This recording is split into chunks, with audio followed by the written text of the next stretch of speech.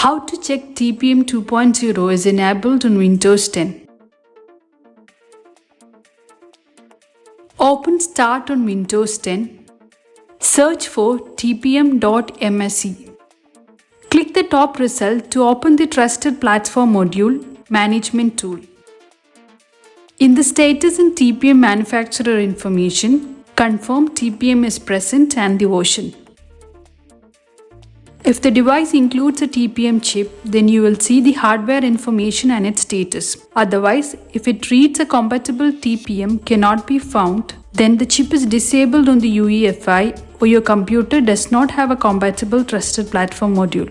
Please see the video description on how to enable the TPM on UEFI settings.